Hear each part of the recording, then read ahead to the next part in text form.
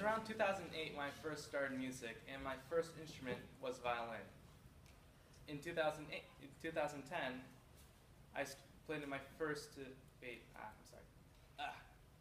So 2008, I started music, and my first instrument was violin. 2010, I played in my first school orchestra in Chicago.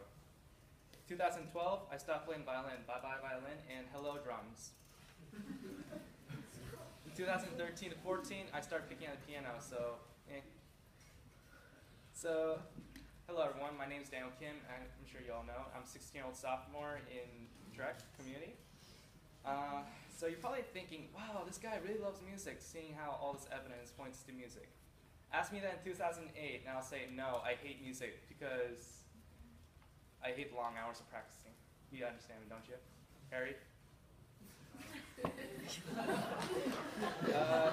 at the time, I was like any other kid. I just wanted to play and mess around, and yeah. Starting the violin was more a requirement than a choice, and I'm sure you all know about the Asian stereotype, how all Asians do martial arts, or how Asian parents are strict and want you to be the best, or how all Asian parents tell you, become a doctor or an engineer, no other job is necessary. It's a stereotype, I'm sure you all know it. So there's all truths and myths mixed into it, but let's not get too off topic on that. I was living in Jackson, Mississippi at that time, and my parents wanted me to play a violin because my neighbor, who turns out to be a violin tutor, was living right next to us, and it turns out she was also a family friend, so she gave us a lower price on lessons. And they thought it was a good opportunity, so they told me, do it, just do it. That was their official reason. What they really wanted, probably in their hearts, was to brag to other parents that their kid can actually play an instrument better than the other kid. Parents are childish, and people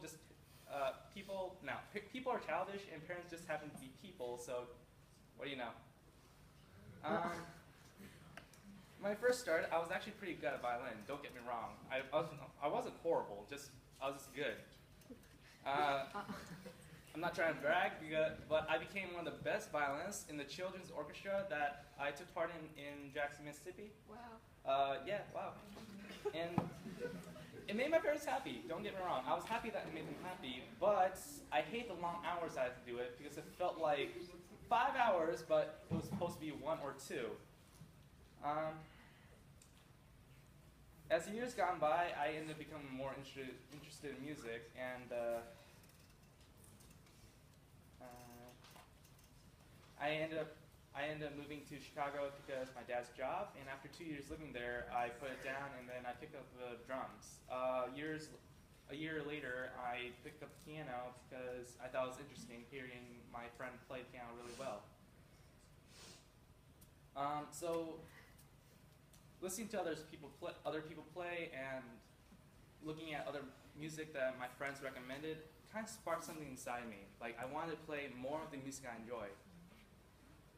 So more years gone by, and here I am now in front of you doing a Trek Talk, which my topic is, how can my passion, which you all know is music, contribute to the world? Here's my question for you. How can music not contribute to the world, people? I mean, seriously, look at the world. I mean, seriously, every culture has music. If there was a culture out there with no music, I'm telling you, it would be voted the most dull and boring culture in the world. I mean, look at Europe. They have classical music. America, we have jazz, blues, rock, and Indian music. Korea has their K-pop, and Japan has their J-pop. Africa continent, they have their traditional African music. Culture and music and society go hand in hand in so many cases. Parents have their kids and children listen to Mozart, listen to classical, so it could help them with their communication skills. Why do you think they have the babies listen to Mozart? Because they felt like it? Therapists use music to help patients relax and change their mood depending on what type of music it is.